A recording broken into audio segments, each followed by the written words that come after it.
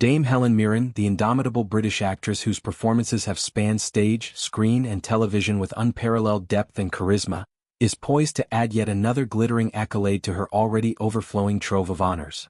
With an Oscar, 4 BAFTAs, 5 Emmys, a Tony and 3 Golden Globes already gracing her collection, this latest recognition, the Cecil B. DeMille Award for Lifetime Achievement, serves as a crowning jewel, affirming her status as one of the most revered thespians of her generation. This prestigious honor, bestowed upon icons who have left indelible marks on the entertainment landscape, places Mirren in exalted company alongside luminaries such as Meryl Streep, Alfred Hitchcock, and the most recent recipient, Viola Davis. The ceremony, a prelude to the main Golden Globes festivities, promises to be a heartfelt tribute to a woman whose career defies the constraints of time, genre, and expectation.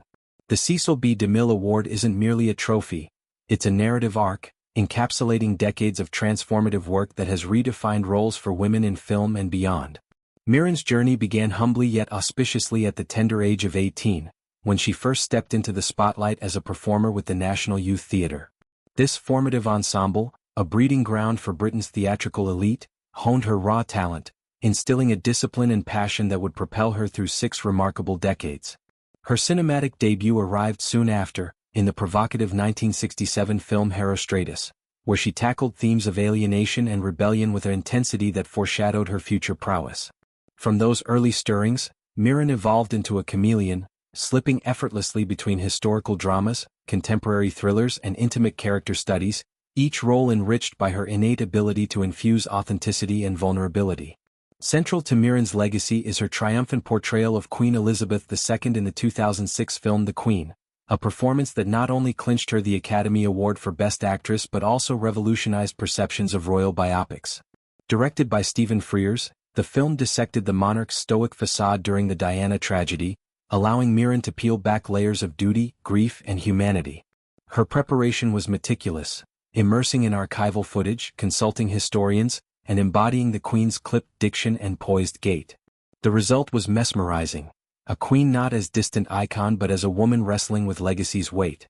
This triumph followed 2 prior Oscar nominations, for her turn as Queen Charlotte in The Madness of King George, where she navigated the absurdities of royal eccentricity with wry humor, and as Isabel McCordell in the ensemble whodunit Gosford Park, blending aristocratic snobbery with subtle subversion. Another nod came in 2010 for The Last Station, where she embodied Leo Tolstoy's wife Sophia, a fiery matriarch defending her family's claim amid her husband's philosophical drifts. Mirren's Golden Globe haul further cements her versatility. The award for The Queen was a coronation of sorts, but her earlier wins, for the introspective Losing Chase, where she explored mental fragility with haunting nuance, and for her dual-role mastery in Elizabeth I, a miniseries that brought the Virgin Queen to vivid life, highlight her command of both intimate television and grand historical sweeps. In Elizabeth I, Mirren captured the monarch's intellect, isolation and unyielding resolve, her chemistry with Jeremy Irons as the Earl of Essex crackling with forbidden tension. These victories aren't isolated peaks but threads in a tapestry woven from relentless innovation.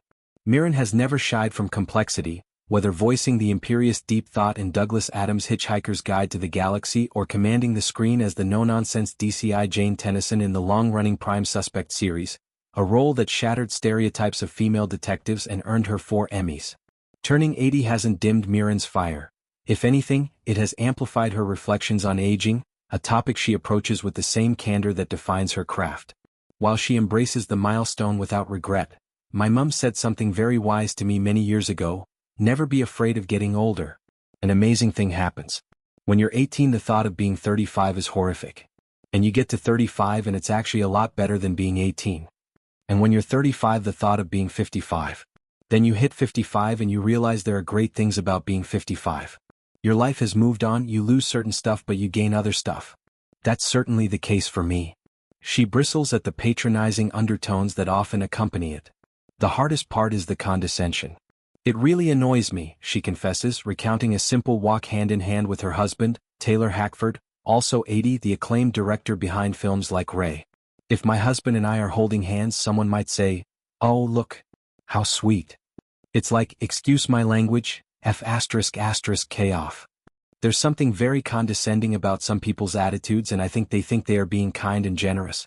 But they're not. They're being insulting. This forthrightness is Mirren's hallmark, a refusal to be diminished by societal scripts. Her marriage to Hackford, a partnership spanning over 4 decades since their 1997 nuptials, mirrors this resilience, two creatives supporting each other's visions from her stage revivals to his cinematic ventures. Mirren's stage work, equally storied, includes a Tony-winning turn in Dance of Death opposite Ian McKellen, where she sparred with verbal ferocity in Strindberg's Marital Inferno. Her BAFTAs span eras, For Prime Suspect's groundbreaking procedural grit, For the Long Good Friday's Cockney verve as a gangster's moll, and more, each attesting to her range across British cinema's golden veins. Helen Honey, president of the Golden Globes, captures the essence of Mirren's impact. Helen Mirren is a force of nature, and her career is nothing short of extraordinary. Her transcendent performances and commitment to her craft continue to inspire generations of artists and audiences alike. It is a profound honor to present her with the Cecil B. DeMille Award. This sentiment resonates deeply, for Mirren's influence extends beyond awards. She has mentored emerging talents, advocated for gender parity in Hollywood, and championed causes like environmental conservation and arts education. Her role in the audience, playing Elizabeth II across decades on the West End, was a meta-masterpiece, blending her Queen legacy with theatrical innovation. Mirren's recent ventures showcase her enduring vitality. In The Thursday Murder Club, she leads as Elizabeth, a sharp-witted ex-spy in a retirement home turned sleuthing squad, solving murders with the aid of fellow geriatric gumshoes played by Pierce Brosnan, Sir Ben Kingsley and Celia Imrie. Adapted from Richard Osman's best-selling novel, the Netflix film revels in silver screen subversion, proving that age amplifies rather than erodes narrative power. Elizabeth's no-nonsense quips and hidden depths allow Mirren to infuse the role with her signature blend of humor and heart, turning a cozy mystery into a meditation on legacy and levity.